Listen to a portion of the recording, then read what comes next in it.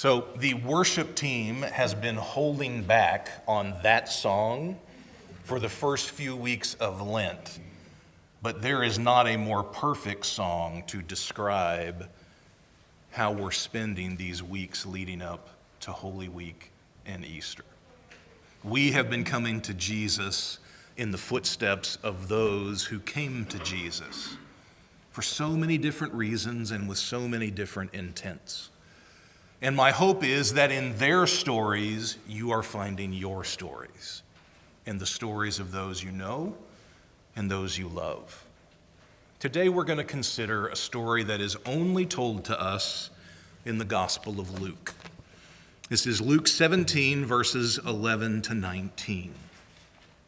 Our rhythm or pattern for this sermon will be like previous ones.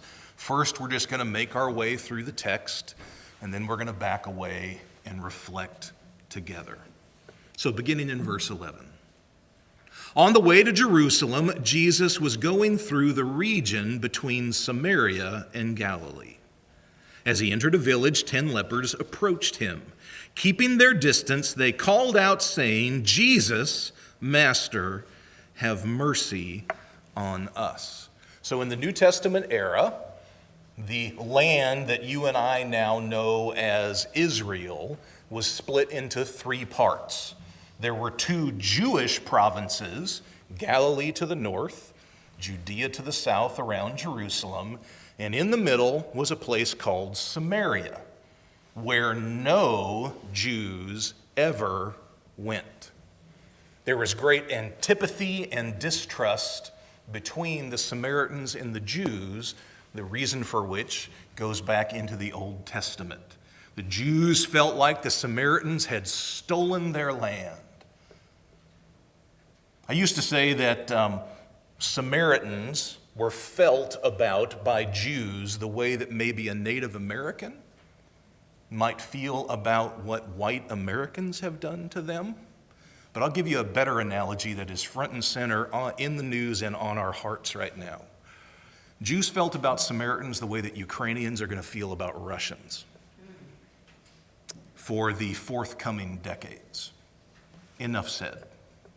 So these 10 lepers there on the border of Galilee and Samaria call out to Jesus.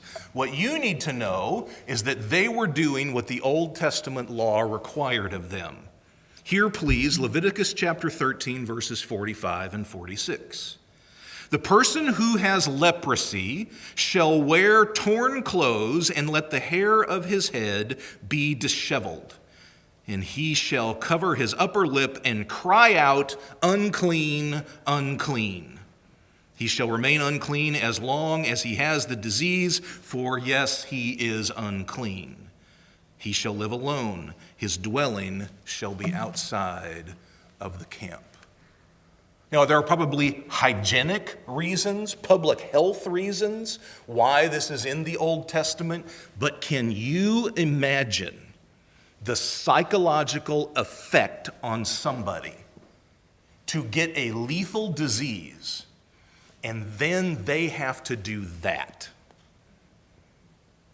Be ripped away from their family and their community to live alone?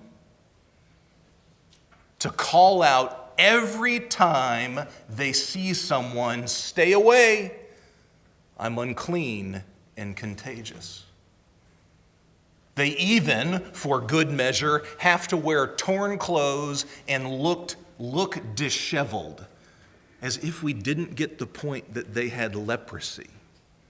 There's a writer named Paul Thigpen who writes a historical fiction about this very story, and he says this about the experience of these 10 lepers described here, quote, "For them it would have started as a single white patch somewhere on their bodies. Then the nightmare crept slowly and relentlessly, like the tide from head to foot. Then the numbness crawled up their limbs, stealing the feeling from fingers and toes. Finally, their faces would grow disfigured beyond recognition, and all that remained of their feet were crippled nubs." So long ago, these 10 had been young, strong, and healthy, full of desire and dreams. They had moms and dads, wives and husbands, sons and daughters, friends and occupations. But that seemed like another world, yes, another lifetime ago. Now they were the walking dead, with nothing to do with the hours of the day save count how little time they had left and wonder when their suffering might finally be over. The story continues. When Jesus saw them, he said to them, "Go and show yourselves to the priests." And as they went, they were made clean. Then one of them, when he saw that he was healed, turned back, praising God with a loud voice. He prostrated himself at Jesus' feet and thanked him. And the one who came back was a Samaritan. Jesus tells them to go and do what the Old Testament law tells them to do. In Leviticus 14, if you're a leper and you think that you've been cleansed or healed, or you've been cured in some way, the first thing you do is you go to a priest who will examine you and decide whether or not that's true, after which you make a few sacrifices and you get to re-enter life. Jesus was just telling them to do what was in the Old Testament. Note, please, that the healing does not happen until after they leave. Often when you hear this passage taught or you read about it, the 9 who don't come back to Jesus are held in derision. No, all 10 went to the priest when Jesus said go, before their leprosy had been cleansed. It is, if you will, as if the healing happens off stage. It happens after they go. But please note, the passage draws our attention to one single detail. You know the famous Maya Angelou line, if someone shows you who they are, believe them? Well, there's an analogous thing here going on when you interpret the Bible. If the Bible in a story slows down enough to tell you a detail, you need to pay attention to that detail, because that detail is central to the meaning of the passage. What's the detail here? The guy who came back was a Samaritan. Just like 7 chapters earlier in the Gospel of Luke, the guy who was the good neighbor and cared for the dying man along the road leading to Jericho was too a Samaritan. We know that parable as the parable of the Good Samaritan. The guy who came back was a Samaritan. This leads, though, to this question. So wait a minute. Jesus told him to go to the priest to be checked out so that his cleansing can be affirmed. He doesn't do it. He's on the way to the priest, looks down and goes, "Wow, I'm cured." And he turns around and comes back to Jesus. Why is that? Well, there's a very simple, straightforward cultural explanation. A Samaritan of any kind would not be welcome at a Jewish priest or in a Jewish village. If they saw him coming, they'd pick up stones to kill him or rakes to beat him out of town. He knew he was not welcome, which makes you wonder why he went in the first place. Maybe because Jesus said to. That's why. This is how the story ends. Picking up again in verse 17, then Jesus asked the one who came back, "Were there not 10 who were made clean? But the other 9, where are they?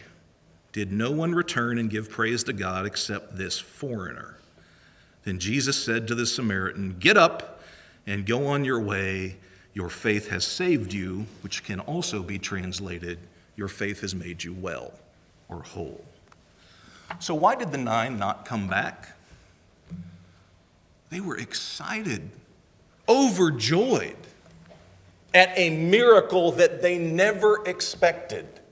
To them, their death warrant had already been signed.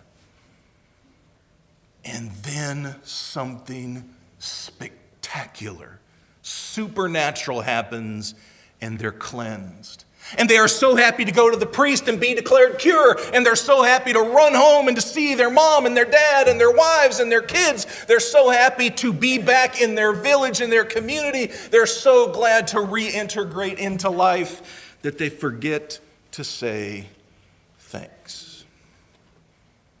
Frankly, when you understand the story in this way, it's hard to blame them, is it not?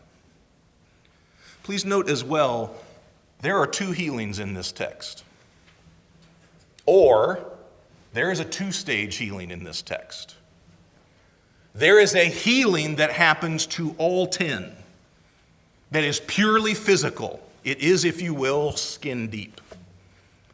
And then there is another healing that happens, a being made whole that happens. Body, mind, heart, and soul. That only occurs to one of them, because he came back and said thanks. So I'd like you to stand back with me now and consider what you and I should take away from this compelling story in Luke 17. By the way, that piece of art up there on the screen is a contemporary painting by someone named Brian Kirshiznik, and it's simply entitled 10 Lepers Were Healed.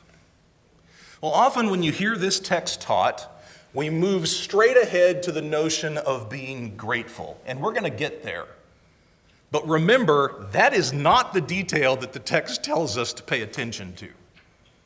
No, so we need to start with the detail that the text highlights, that it was a Samaritan who came back. Not all the Jews who were there with him as lepers, ostracized and estranged. It was a Samaritan who got it right. That leads me to say that you and I ought to remember that those who often have the greatest spiritual acuity are those you least expect. There is a through line in the ministry of Jesus, and that through line is this. Those people who ought to get Jesus don't. And those who you think shouldn't get Jesus do. Who should have gotten Jesus and didn't? The Pharisees, the Jewish leaders steeped in Jewish scripture and practice. Who did respond gleefully and wholeheartedly to Jesus? The tax collectors, the prostitutes, the sinners, the Samaritans. They get Jesus. There's a church historian named Justo Gonzalez who writes about the ministry of Jesus, quote, "This is the great reversal of Jesus. Those who are the most marginalized and excluded are also able to be the most grateful to him. Those who have experienced the pain of rejection the most may well come to the gospel in an unparalleled kind of joy." End quote. So you see, my friends, your life as a Christian, our life together as a church, lacks something if we don't have Samaritans here. Because Samaritans have an insight into Jesus that you and I may lack. They can value Jesus in a way that you and I, who have been with him a long time, may not anymore. But then that begs the question, who are the Samaritans in 21st century America? Oh, this is going to get uncomfortable for a minute. Let me warn you. Who are the Samaritans in 21st century America? Okay, let me answer my own question with another question. Who for you are the people that you inherently distrust?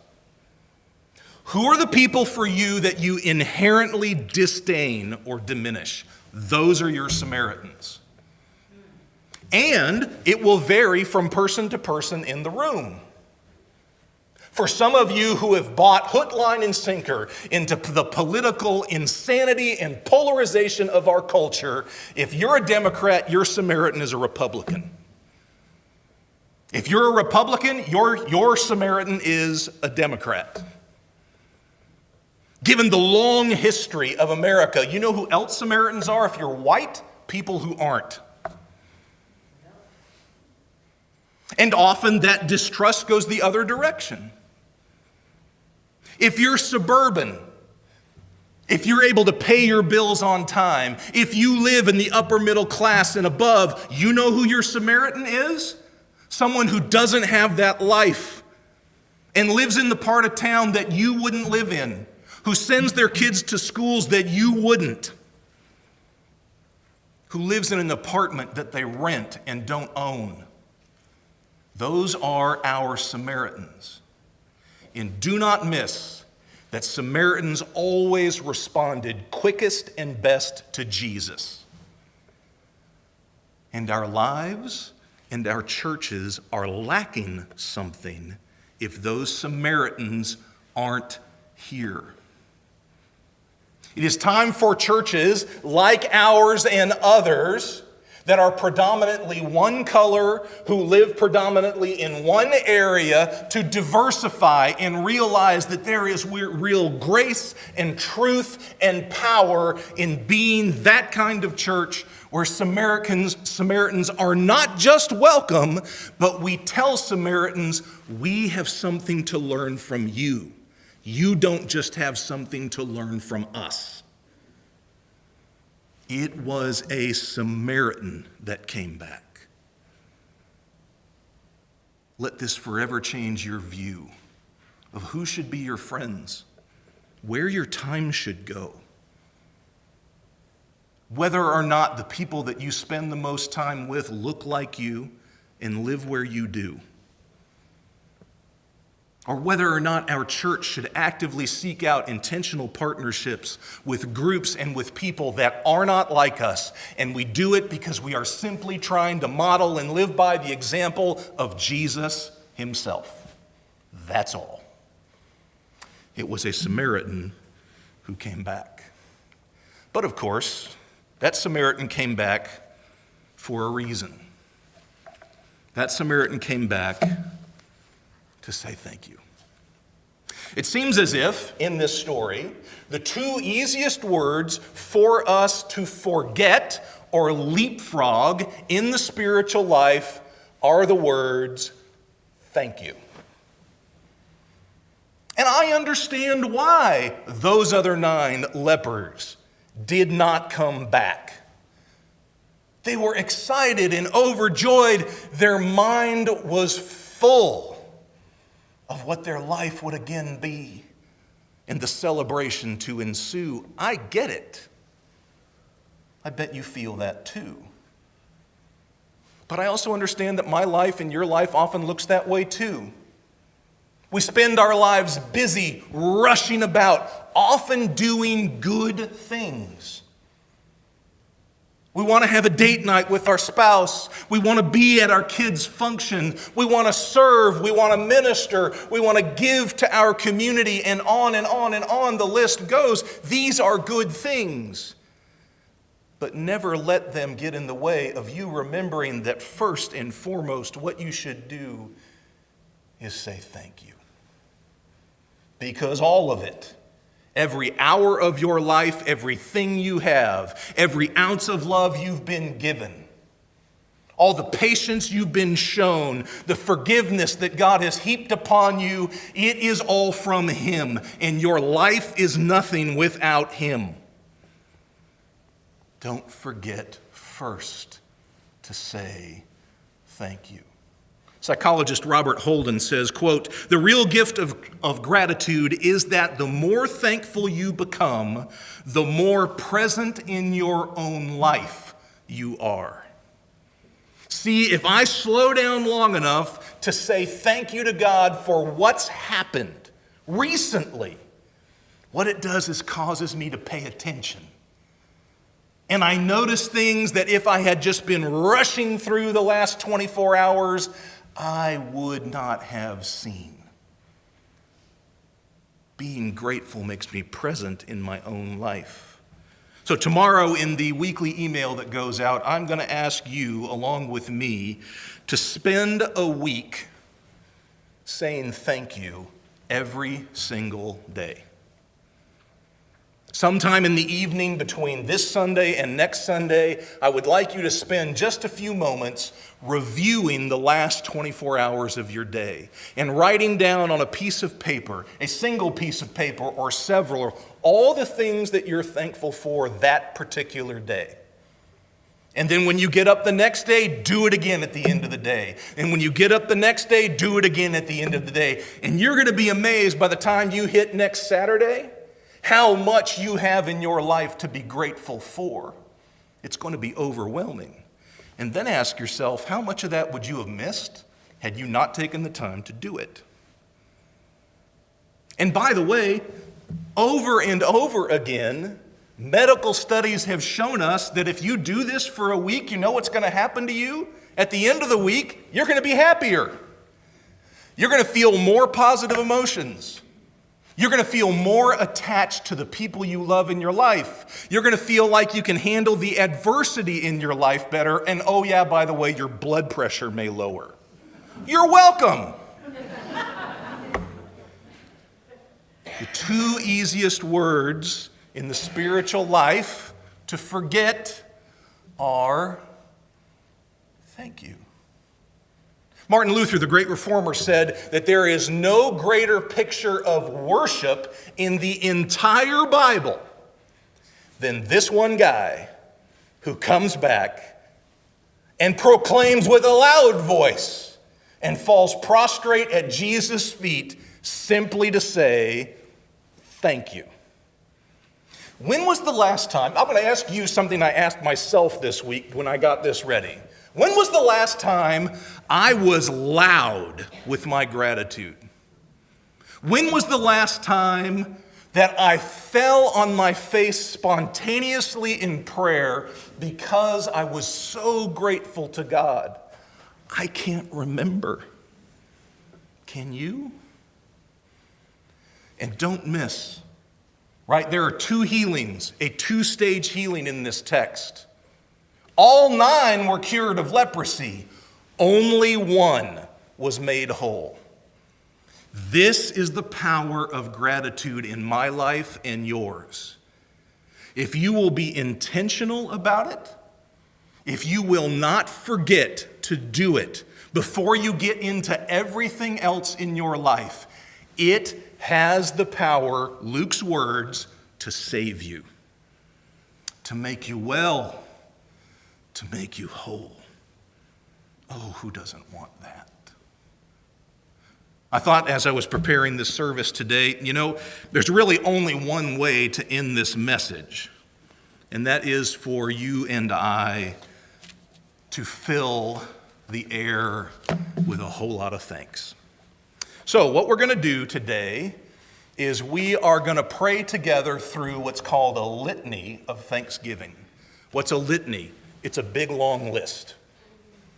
And we're going to go back and forth in this. So when you see the black font with leader at the front, that's me. When you see the blue up on the screen starting on the next slide says congregation, that's you. And I want you to pray that aloud together. When we get to the last slide, it's going to say all, and it's going to be in red, and that's all of us praying the last stanza together. Ready? Let's not forget to say thank you today. Let's pray a whole bunch of thanks together. Pray with me once I get to the right page. There we go. Let us give thanks to the God of all the peoples of the earth. For the color and forms, the wonder and splendor of God's creation and our place within it, we say thank you.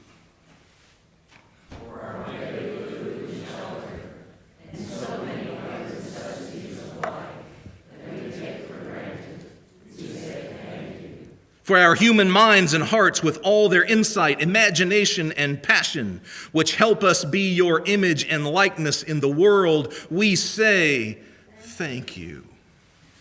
For all of us who, despite our other differences, are moved to bring healing to a suffering world and help others find fulfillment and joy in this life, we say thank you. For the way you faithfully and reliably bring new life and growth out of barrenness and decay, we say thank you.